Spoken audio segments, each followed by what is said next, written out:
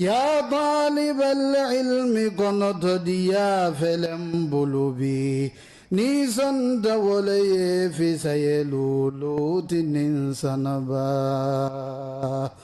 tuma men ye kungo firin londo nyino labidung ye kungo firin kuya kundin tati barkuba londo kamo chikale munajite men toferen ayena ayene tankanya mikuola nimfiliba Baringa jagalile ninya ye mojeduna minti yolu koita amanna alifulon sakuba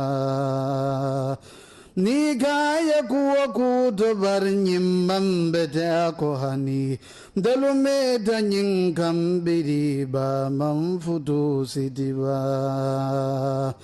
Hamna dago sijimi asina fulo lunyining niga yedino karangako yente ke baba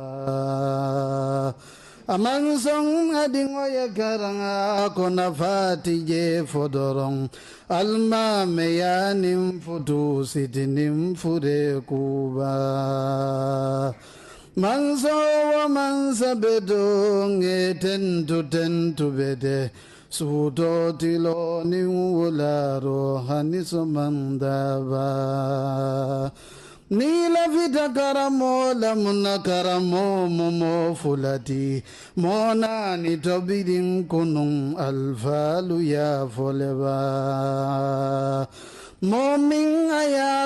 ayalong kate yalon ne Anni woye banko besa faye karamuba Nyindo woyalong amalong kate yalon ne Mone ole yo manko dugara la teki ba Nyindo wa malong amalong kate fango malong Fangai bela ba fele altabulo mutaba Nyindo wa malong asonta ko kate fango malong Alhamdulillahi alkaramu nyinin wayaba Barmo sabale beduna itakimolle muitimona Lonnalu ya folakunun dukare ike kuba Talibo wa karamo muso ke mahani sidoya Munadingo si barako nyininga ba malaninga baba Goifam majika najika ifanchika isichika Kawalu landi wanin wasubalu fawaraba Niyahadama dingolu folo jibe wanin ilabang Billahi faisa fafawara la yetoleba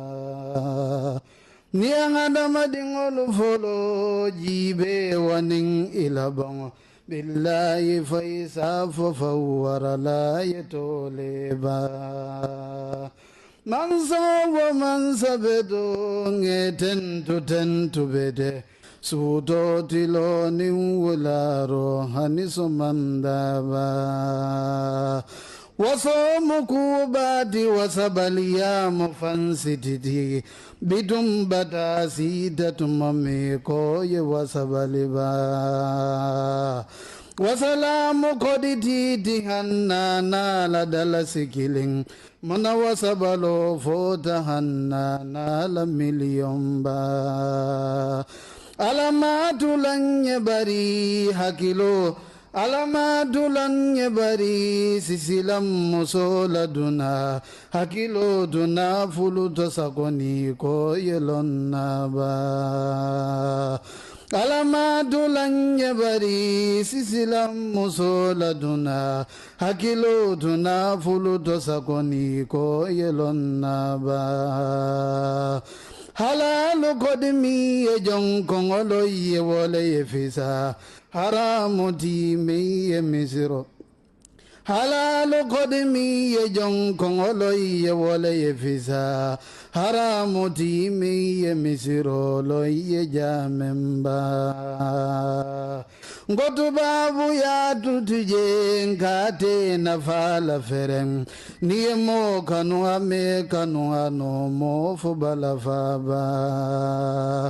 Niliyanna alfalu kele jaini idingolu kunung yenyunna na fulula kodo forobalu ninsanaba